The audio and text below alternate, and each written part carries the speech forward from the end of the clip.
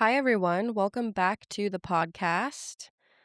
I am really excited about today's episode. We're going to be talking about Bohemian Grove, which is an infamous gentlemen's club that gathers for big events. And they specifically have a summer camp like event that happens every summer. I heard about this group because a few weeks ago I was on a camping trip with a group of people I didn't know very well. And someone on the trip mentioned that they grew up in Napa and said that she was scared of the cults in the area while growing up. She briefly brought up an incident where she claimed to have been running away from some men in robes through the hills of Napa.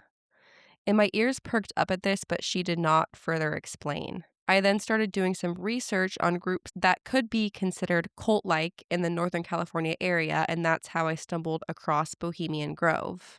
I really ended up going down a rabbit hole with this. I've watched an interesting documentary. I've read some articles about people who were able to infiltrate security and get into the club secretly to see what was really going on in there. I've done a lot of research about the history of it, and we're going to get into what really factually does go on at Bohemian Grove.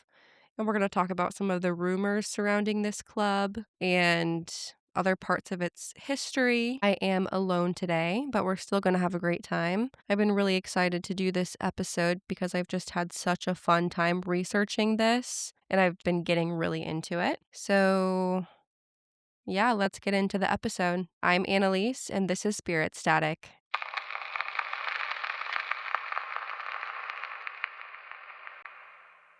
So for any of you that have never heard of Bohemian Grove, I had never heard of it before this past month. It's a private campground in Monte Rio, California that is owned by a private gentlemen's club called the Bohemian Club.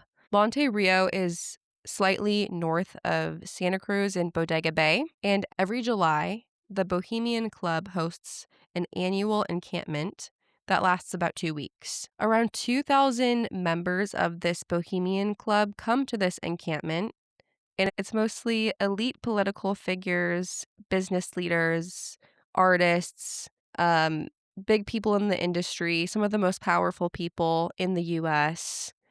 They all come to this camp. And it seems kind of like your average summer camp, but for a bunch of old men or a bunch of older men who have a lot of power.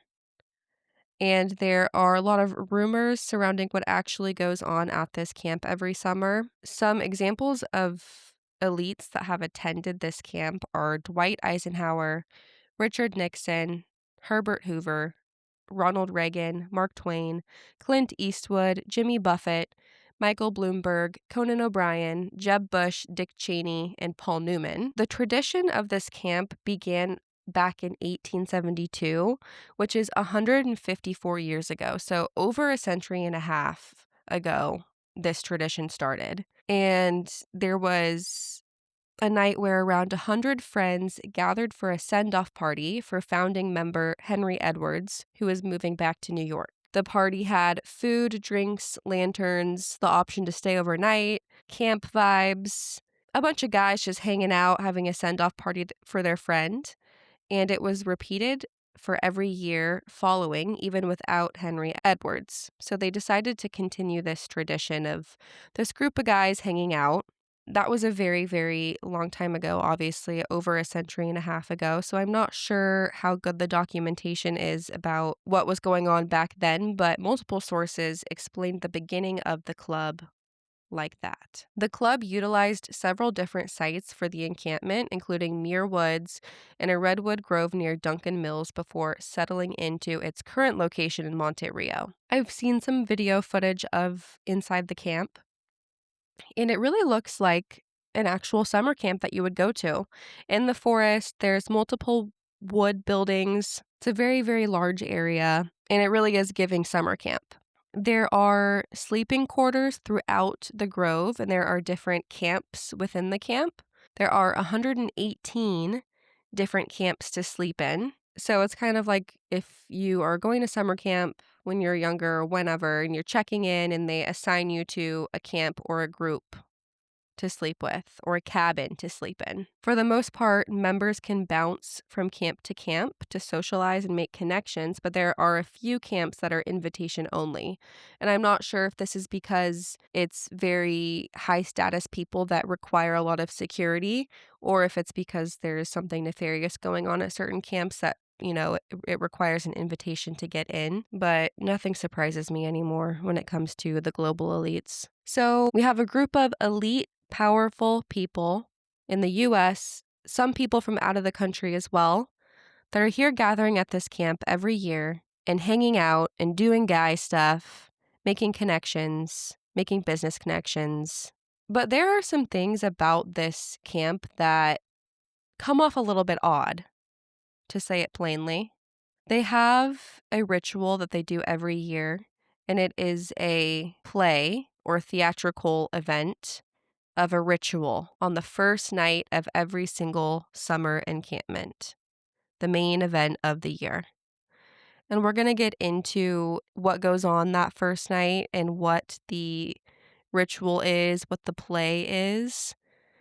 And then we're going to talk about some other symbols within the club and what they believe in, what their mottos are, and what they're all about. I want to mention also that the club mainly consists of, and this is based on my research, mainly consists of white Republican men. Not a lot of people of color. No women are allowed. And it seems to be right-leaning type of figures. I've also seen it described as like an adult fraternity. So they all get together and have this brotherhood together. Okay, on to some of the symbols and the rituals.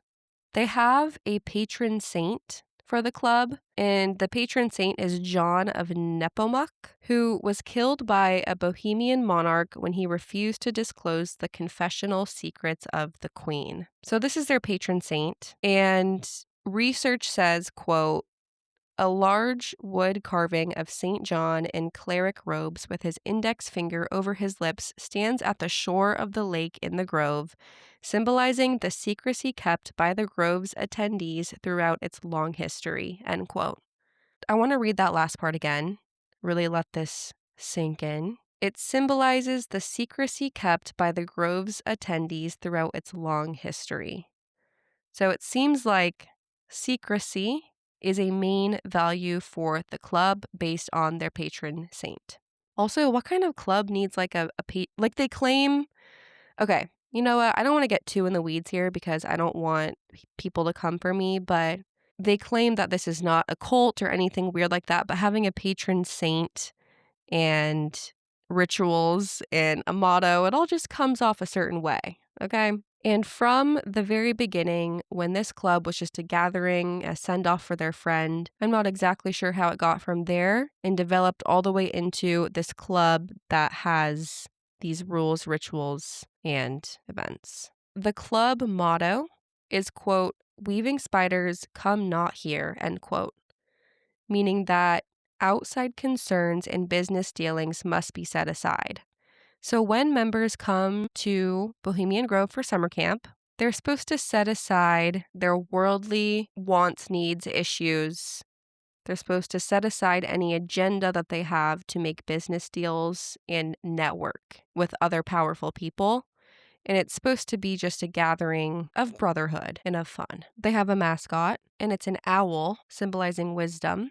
There's a small man-made lake within Bohemian Grove, and at the head of the lake, there's a 30-foot owl shrine made of concrete, and the owl shrine serves as the backdrop for the yearly tradition / play / ritual called the cremation of care. And we are really gonna dive into this cremation of care ritual. Hope you guys are following along so far. So we have a group of very, very powerful elite white men gathering every summer for 2 weeks.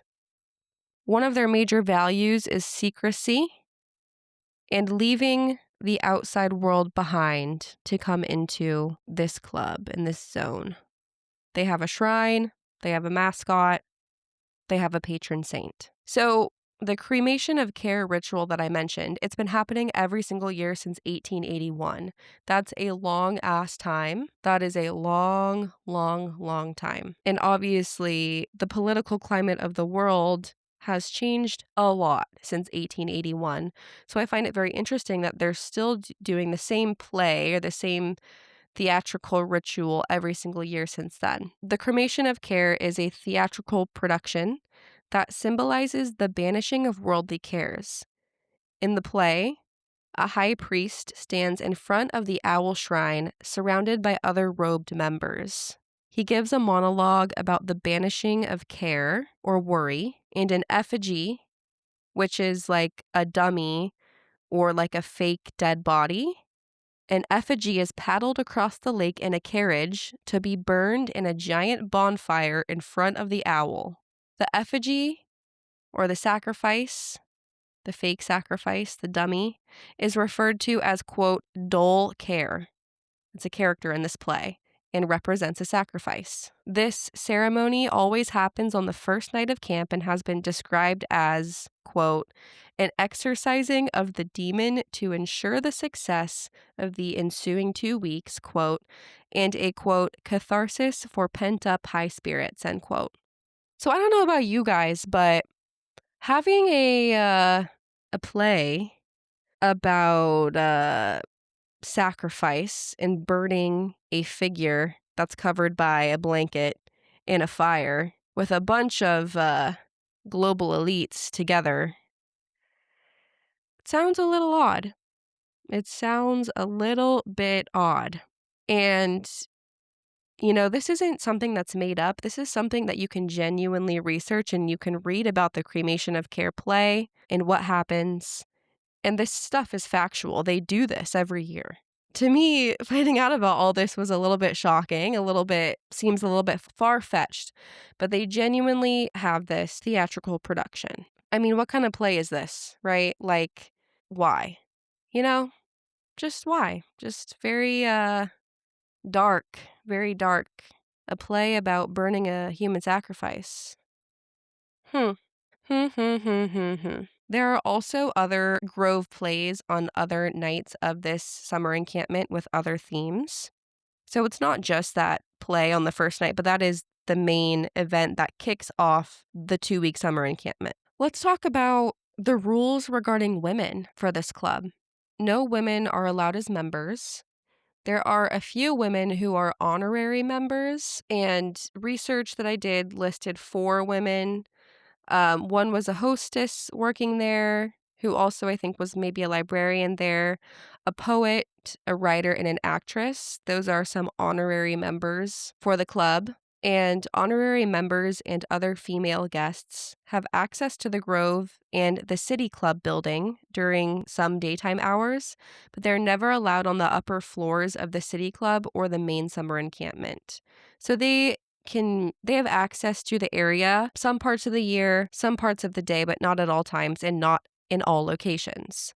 Private day use events are allowed if requested by members, while the Grove is not hosting other events, but women and minors have to leave by 9 p.m. Also, interestingly, in 1978, the California Department of Fair Employment and Housing charged the Bohemian Club with discrimination because of their refusal to hire female employees.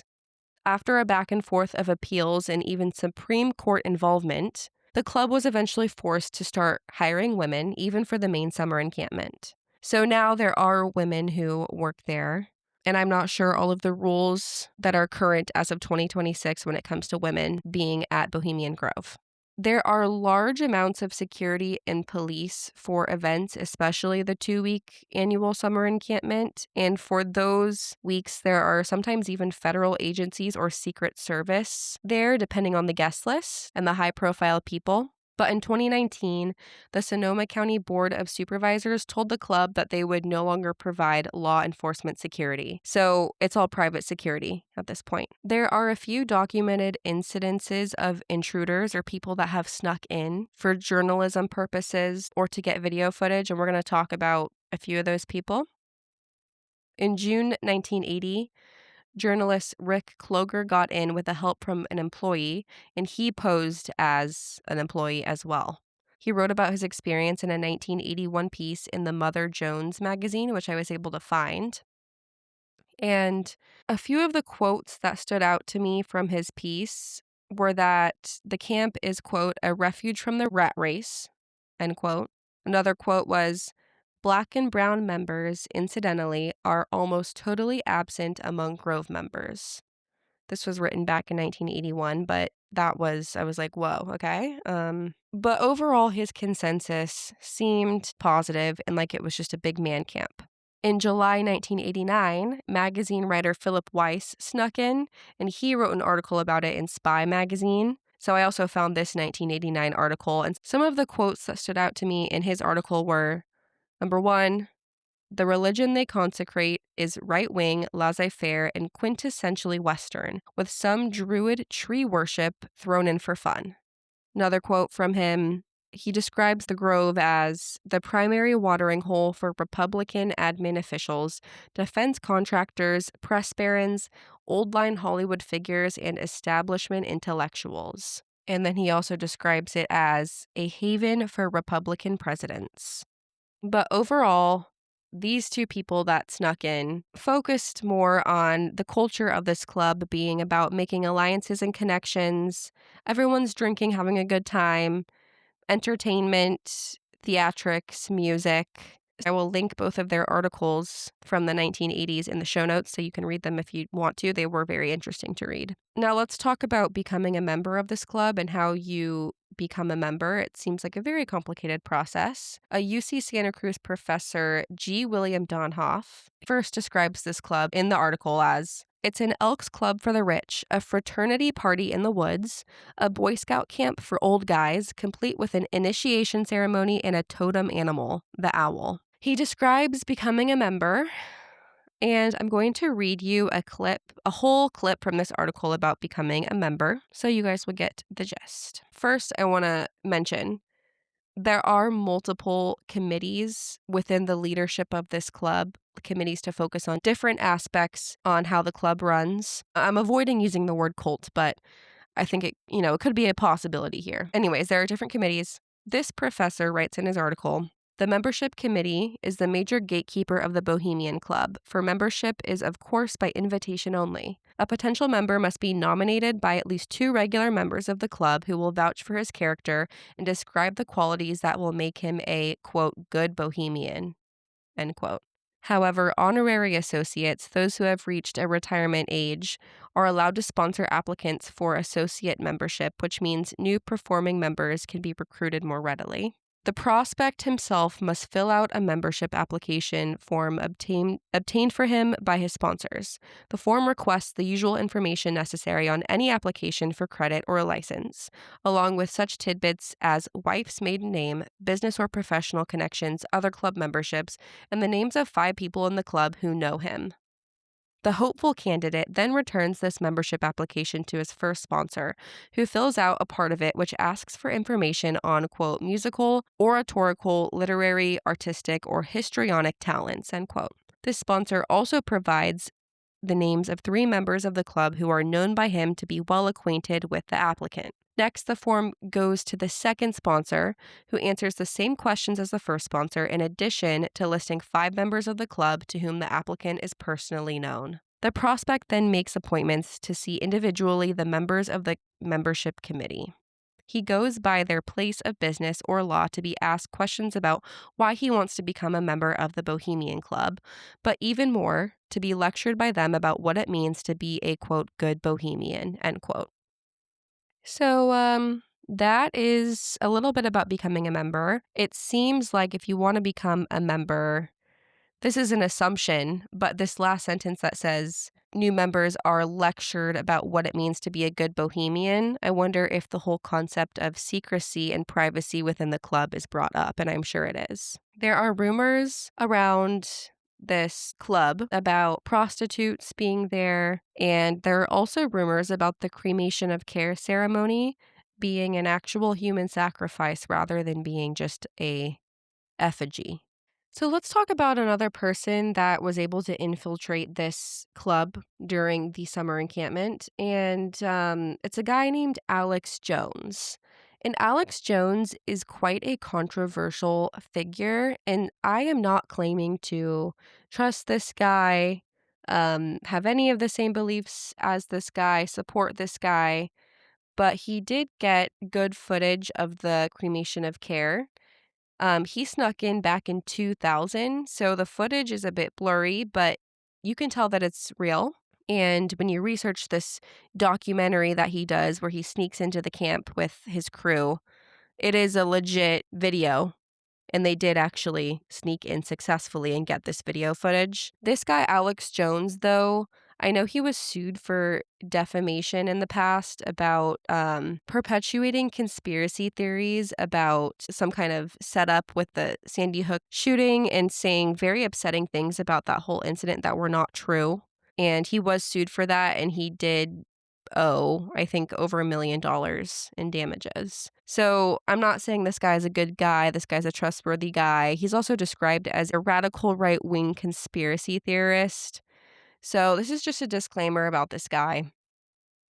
Not really sure his intentions, not really sure his legitimacy, but his footage of this club was quite interesting to watch. He describes himself as a radio and television host from Texas, and that he exposes dark secrets of the global elite. He says that the elite are obsessed with the occult, including presidents, the government, leaders of the industry. Him and his crew only infiltrated the encampment for 1 day out of the 2-week camp, but it was that first day where they had the cremation of care ceremony. He also mentions in this documentary, in history, world leaders have engaged in twisted behavior, which we can't deny that. We can't deny that that's true. With all of the Epstein stuff that has come to light and that has been going on, to me, I mean, almost anything is possible when it comes to the government and our leaders and political figures.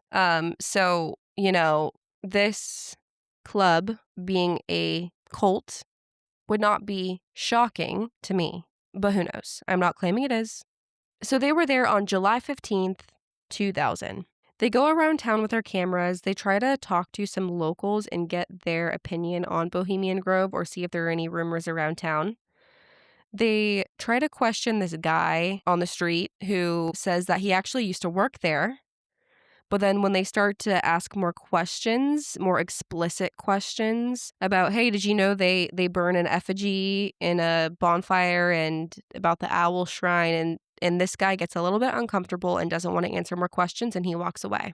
There were locals that said they heard that the men run around naked. Someone else said that what they've heard about it is that it's a bunch of big, fat, rich guys with prostitutes.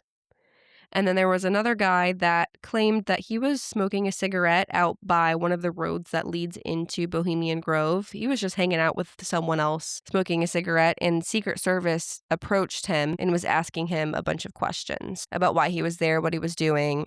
So he got out of there. Also, people protest the Bohemian Grove summer encampment because there are people that do actually think that there's a real human sacrifice going on and that they potentially sacrifice children, allegedly. And so people go out and protest this. Thought that was pretty interesting as well. The club has also been described as a big kid fraternity. So as Alex Jones and his crew enter the grove, they have a camera hidden on them, and you can tell because the video footage is like bouncing as they walk. It's blurry, all that stuff. But you can hear live bagpipes playing in the background, and you can see the cabins and the wooden buildings. They also show in their video footage a sign that is in French, and it has a skull on it. He mentioned that there were also signs with Latin and other ancient languages. And then he shows a clip of at least the bottom of the stone owl shrine/altar. They then show in their video footage what's going on before the cremation of care ceremony. And it looks like there's a massive feast with a bunch of tables and a bunch of like burning lamps that almost look like there's real fire. And you can hear a large choir singing. There's a lot of music going on in the background, like live music that they do there. There's a program given out about the cremation of care ritual. And you know what, you guys? This whole like big feast before the cremation of care and then like the burning of this effigy, you know what it's giving to me? It's giving midsummer. All right? It's giving midsummer. I'm not going to lie. Um, but who knows? But who knows? It's just a play, according to them. It's just theatrics. So we're now going to get into this video footage of the actual ceremony. And you can watch this. I will link this little documentary if you want. It's about an hour and a half, but you'll kind of have to skip to the end if you want to see just the ceremony. But it starts with, we have the owl shrine. There's a priest, the high priest, standing in front in a white robe. There are men in red robes kind of in a circle around the owl shrine. And then across the small man-made lake, you start to see coming into frame a carriage or boat with these men in black cloaks. And I guess their faces are painted as a skeleton, and they're bringing what looks like a bound body, which is the effigy. So it's a dummy, supposedly. You hear bagpipes in the background again, some violin in the background again. The crowd sees the carriage coming along with the effigy towards the shrine, towards the priest, and the crowd starts clapping. It's kind of a procession of the effigy being brought towards the fire and towards the shrine. And then around the owl, activity begins. You can see robed figures walking around like in a circle. And the priest in the white robe does a speech in preparation for the burning of the effigy. Now, I have written down the entire speech that he does, like the whole script before the effigy is burned, but I think it might be too much to read the whole thing. It's like old Shakespeare type language, some of it. And so I think I'll read a few clips of this speech by the priest before the sacrifice of the effigy. So here are some quotes from the cremation of care. Hail, Bohemians! With the ripples of waters, the song of birds, such music as inspires the sinking soul, do we invite you into midsummer's joy. You know what? I found it interesting that the word midsummer, not midsummer, but midsummer comes up a lot in these quotes, and I just find it so ironic because they're burning a sacrifice and they're having a feast beforehand. I'm like, oh, look at all these parallels going on. That's so crazy. That's so weird. Next quote. Gather ye forest folk and cast your spell over these mortals. Touch their world-blind eyes with carrion. Open their eyes to fancy. Follow the memories of yesterday and seal the gates of sorrow. It is a dream, and yet not all a dream. Dull care in all of his works harbored it. As vanished Babylon and goodly Tyre, so shall they also vanish. But the wilding rose blows on the broken battlements of Tyre, and moss rends the stones of Babylon. For beauty is eternal, and we bow to beauty everlasting. For lasting happiness, we turn to one alone, as she surrounds you now, great nature, refuge of the weary heart. Other friends may fail, but seek ye her in any quiet place, smiling. She will rise and give to you her kiss. So must ye come as children. Little children that believe don't ever doubt her beauty or her faith, nor deems her tenderness can change or die. Then after part of this speech, there's a music break. There's horns playing, trumpets. The crowd claps here and there at certain breaks. Next quote that I have from this script is, Bohemians and priests, the desperate call of heavy hearts is answered. By the power of your fellowship, dull care is slain. And then the crowd cheers. His body has been brought yonder to our funeral pyre, to the joyous pipings of a funeral march. Our funeral pyre awaits the corpse of care. And then there's another somber music break. The boatman with the face painted as a skull still coming closer with the bound body across the water. And then there's a part where there is dialogue that is in the perspective of this effigy or this sacrifice. He calls the Bohemians fools, fools, and kind of goes on this other little speech. And I have a quote from his dialogue as well. It says, "But this too we know, year after year with this happy grove our fellowship bands thee for a space. Thine malevolence which would pursue us here has lost its power. Under these friendly trees, so shall we burn thee once again this night, and with the flames that eat thine effigy, we shall read the sign, Midsummer sets us free. Ye shall burn me once again, not with these flames."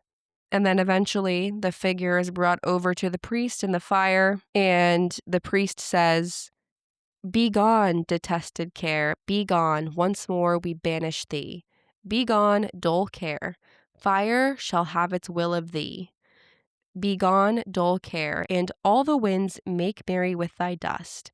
Hail fellowship's eternal flame, once again, midsummer set us free." And then the crowd cheers, they're clapping. There is I guess this is part of the play, part of the theatrics. There's a sound of screaming in pain when they throw the effigy into the fire, like as if, they're burning an actual person and they're screaming. They have those sounds included in this play. And then along the water line, sparklers light up and everyone's celebrating. So this is the footage from Alex Jones's video of the ceremony. Alex claims, and I am not saying this is true, this is a claim that he's made that I have no idea if it's true or if it has any validity to it, but he alleges, that the ceremony is a mixture of the Babylonian Canaanite cult of Moloch fused with ancient Druidic rites, where you have the female side of Satan, which they first call out to in the she, and then towards the horn god with the he, mixed with Masonic rites from Scotland. So that's his take on what this ceremony really is. I could see why, people think that this is pretty fucking odd, this whole thing, because you have a bunch of elite men gathering together in a very, very private area in the woods, burning a sacrifice that is supposedly a dummy, and cheering, and there are people in robes walking in a circle.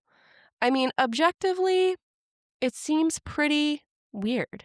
It seems pretty crazy, and I don't think it's that far-fetched to maybe think that there could be something nefarious going on there, but also, it's just a play, it's just theatrics, they say.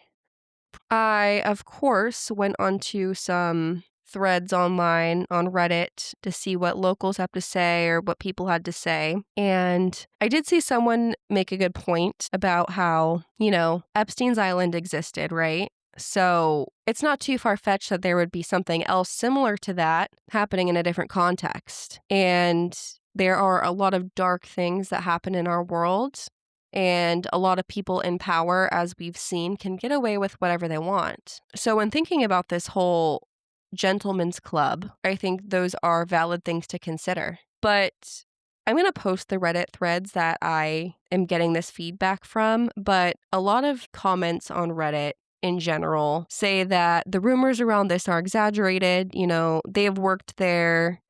It's really just a bunch of old white guys getting drunk and eating lobster and doing rich guy stuff. Another part of the tradition there is that the men pee all over wherever they want in public because it's freeing for them to just, whip it out and pee. They do a lot of drinking every day, a lot of intoxication. I mentioned earlier rumors of prostitutes, but the thing I find most interesting about this club is the cremation of care ceremony. So I also could see a world where something bad really is happening in the ceremony, and maybe some people know, like let's say hypothetically that there was a real sacrifice that was going on. I would imagine if that was the case, then not everyone would know about it. But who knows? Okay, so I am on the Reddit thread r/skeptic, and the question is, do people who are part of the Bohemian Grove really believe in Satanist practices? There are a few interesting responses here. One of them is by user Cats in Scotch 3 years ago, said, "I worked with a guy who has been several times. His dad was a member. He said it was a bunch of rich white men playing at being wicked, acting out their little fantasies of debauchery. The only serious thing about it is the networking.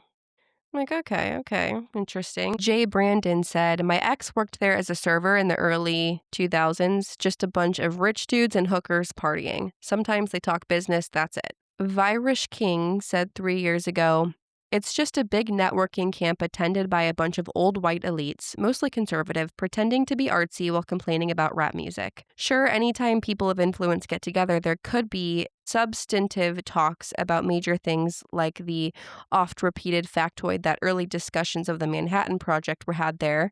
But aside from that, the most interesting things are that during the retreats, nearby motels are fully booked with sex workers, and Jeb Bush has thrown tantrums about them not serving ice cream before dinner. It's pretty funny. The_blinding_eyes said, no, it's more like a Burning Man type of thing for old rich elites. I'm like, okay, that's a pretty funny way to describe it. Ultra Swank said 3 years ago, I actually had a friend who did catering for them. He was pretty tight-lipped on the details. He took his NDA seriously, but from what he did let out, it sounded about as satanic as your average summer sleepaway camp with a little Mason-style ritual sprinkled on top. It was mostly just rich guys getting drunk and cutting deals. Bread Rum said, Bohemian Grove was a place where rich people used to have wild alcohol-fueled orgies. Cole Porter wrote Anything Goes based on a visit there. So yeah, a lot of people are like, the rumors are not true, the conspiracies are not true. So it's nice to get that perspective as well. Let me look at another thread here. Okay, on the same thread we were just talking about, actually, Bristol Shambler commented 3 years ago, for one of his books, John Ronson went undercover to a Bohemian Grove meeting. His take was that it was a rather debauched private men's club that had some silly occult-ish trappings, like a drunken Freemasons meeting in the woods. He then interviews Harry Shearer, who is a member, and basically confirms that. Ironically, he snuck in with Alex Jones, who saw all the same stuff and was convinced it was a legit satanic society, so make of that what you will. And then someone replied to that comment, Shark Week with 2 Ks. I think he also said something to the effect of, most people there were such squares that their idea of debauchery only extended as far as drunkenness and public urination. And that's the information I have for you today. I had a really, really fun time getting into this stuff.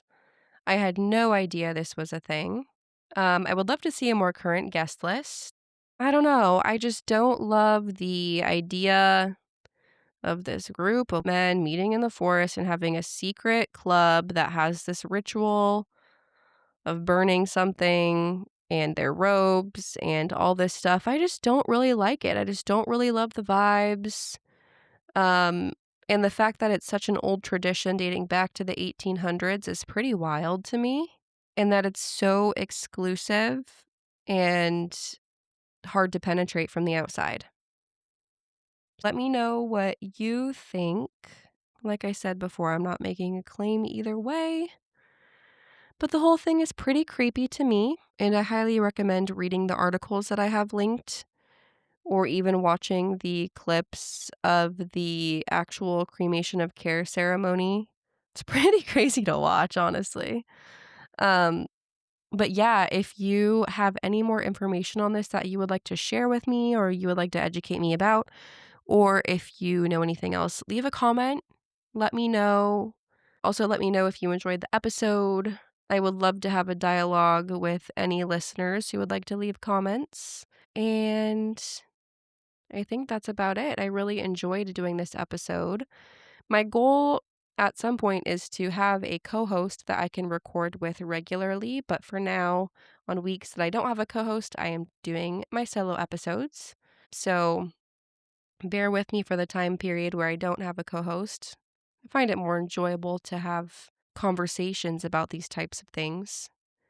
But we'll get there. We will get there. We'll have a co-host at some point consistently. I hope you guys enjoyed listening. Hope you found this interesting, and I hope you have a great night or a great day or a great week. Bye, everyone.